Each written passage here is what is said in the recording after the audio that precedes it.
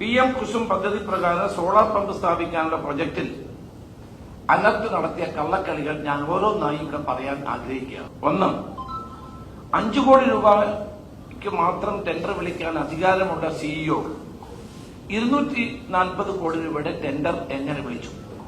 2, ആദ്യ ടെൻഡറിൽ കേന്ദ്ര സർക്കാർ നിശ്ചയിച്ച ബെഞ്ച് മാർക്ക് നിരക്കിൽ നിന്ന് അധികം വ്യത്യാസമില്ലാതെ നിരക്ക് സമർപ്പിച്ച കമ്പനിയെ എന്തുകൊണ്ട് നീക്കം ചെയ്തു?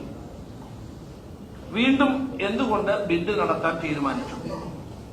ഇതിൽ അതിഥി സോളാർ എന്ന് പറയുന്ന ഒരു കമ്പനിയാണ് ഏറ്റവും ലോവസ്റ്റ് ആയി കോട്ട് ചെയ്ത കമ്പനി. ഇവർ വെച്ച ടെൻഡർ പ്രകാരമുള്ള തുക കേന്ദ്ര സർക്കാർ തീരുമാനിച്ച തുകയായ കിലോ വാട്ട് ഒന്നിന് GST അടക്കം 50,472 നിന്ന് ഏതാണ്ട് 16,000 രൂപയുടെ വ്യത്യാസം മാത്രമേ ഉള്ളായിരുന്നു ലോവസ്റ്റ് കോട്ട് ചെയ്ത കമ്പനിക്കുണ്ടായിരുന്നത്. കുറഞ്ഞ തുക രേഖപ്പെടുത്തിയ കമ്പനി മെയിൽ മുഖേന അവരെ പരിഗണിക്കേണ്ടതില്ലെന്ന് അറിയിച്ചതായി അനർട്ട് CEO എങ്ങനെ 3/12/2022 ഫയൽ എഴുതി എന്നുള്ളതാണ് നമ്മുടെ പ്രസക്തമായ ചോദ്യം. അതിനുശേഷം യോഗ്യരായ 6 കമ്പനികളെ പങ്കെടുപ്പിച്ച് ഡിസംബർ 6-ന് അനർട്ട് CEO ഓൺലൈനിലായി ഒരു മീറ്റിംഗ് സംഘടിപ്പിച്ചു.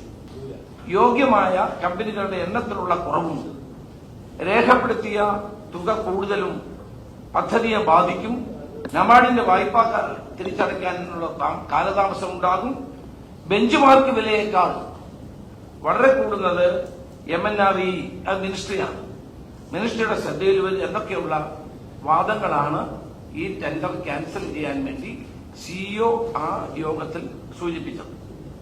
ക്രമക്കേട്, മൂന്നാമത്തെ ക്രമക്കേട്. എന്നാൽ റീടെൻഡറിൽ 8 കമ്പനികൾ മാത്രമാണ് പങ്കെടുത്തത്.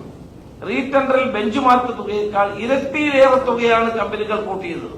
അപ്പോൾ ആദ്യ ടെൻഡറിൽ ഏറ്റവും കുറഞ്ഞ് രേഖപ്പെടുത്തിയ കമ്പനിക്കെതിരെ ഈ ആക്ഷേപങ്ങളൊക്കെ പറഞ്ഞിട്ടും മിനിസ്ട്രി ഇത് സമ്മതിക്കില്ല എന്നെല്ലാം പറഞ്ഞിട്ടാണ് ആദ്യത്തെ ടെൻഡർ ക്യാൻസൽ ചെയ്തത്.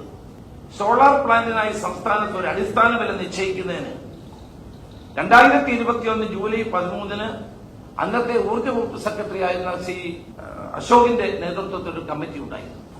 ആ തീരുമാനം വളരെ സുപ്രധാനമാണ്. അനർട്ട് എക്സിക്യൂട്ടീവ് കമ്മിറ്റി യോഗം അതിന് അനുമതി നൽകിയത്. ഇതിനായി ഒരു കമ്മിറ്റിയെ നിശ്ചയിച്ചത്. എന്നാൽ അനർട്ട് എക്സിക്യൂട്ടീവ് കമ്മിറ്റിയുടെ തീരുമാനം ഇന്ന് വരെ CEO നടപ്പാക്കിയിട്ടില്ല. ടെൻഡർ ഫയലുകൾ ഫിനാൻസ് പർച്ചേസ് വിഭാഗത്തിലുള്ളവരെ ഈ കാര്യമൊന്നും കാണിച്ചിട്ടില്ല.